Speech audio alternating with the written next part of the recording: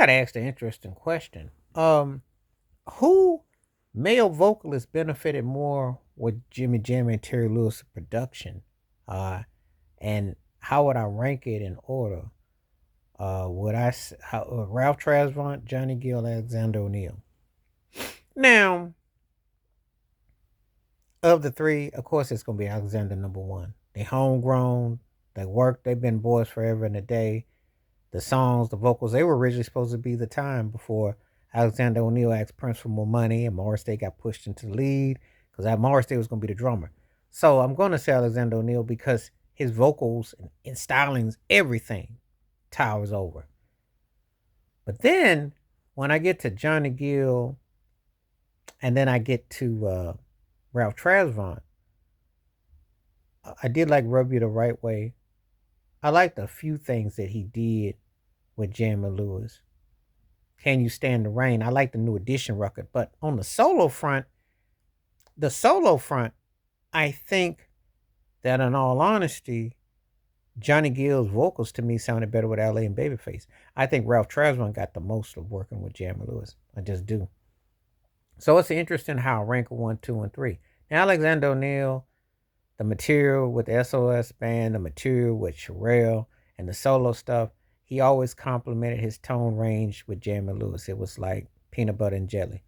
And, you know, it was always on point. And I don't really think any other producer could really capture that better than what they did with him. You know, when I hear a song like What Is This Thing Called Love, that is everything that I don't think Johnny Gill could reach. And I know Ralph wasn't going to go in that direction. That string section, that harmony, that totality. So it's almost like it's unfair to ask me about ranking the male vocalists who work with Jamie Lewis of those three. But while he's number one, the next one I gotta say is something about the high tone pitch. They work great with Ralph Tresvant because I like Can't Buy Me Love from the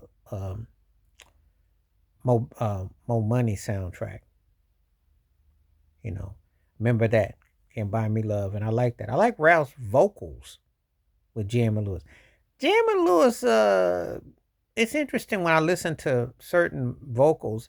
And with the women whose voices are real high, they will bury you with that thunder thump that Jam has got on heavy footed on the boom boom boom. But male vocalists, they get a balance, they catch a break with it.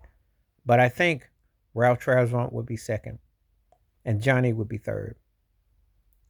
Because I think of the terms of production. And I haven't really, aside from the new edition stuff, I wasn't really that blown away by stuff that they produced. It's like when I think about On Bend the Knee for Boys to Men. That's kind of like I figured Johnny Gill record would kind of sound like with them.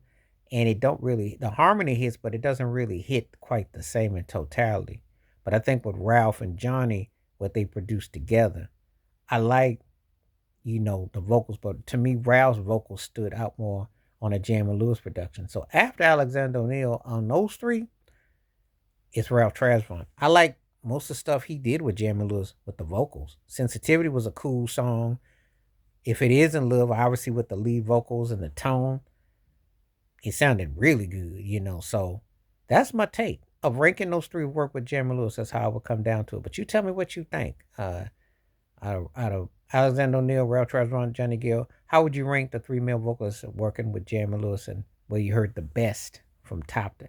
And there's no bad vocals. It's just that what moved me was Alexander was 1, Ralph Tresvant 2, Johnny was 3, and Jamie Lewis. Please like, subscribe, work on thoughts, comments, and I do respond. Thank you. Wash your hands. Keep your mind clear. Watch out for another. Share it if you like and hit that membership because when you do requests like this come true, stay safe, stay blessed, stay white, stay free. I'm out. One time. Peace.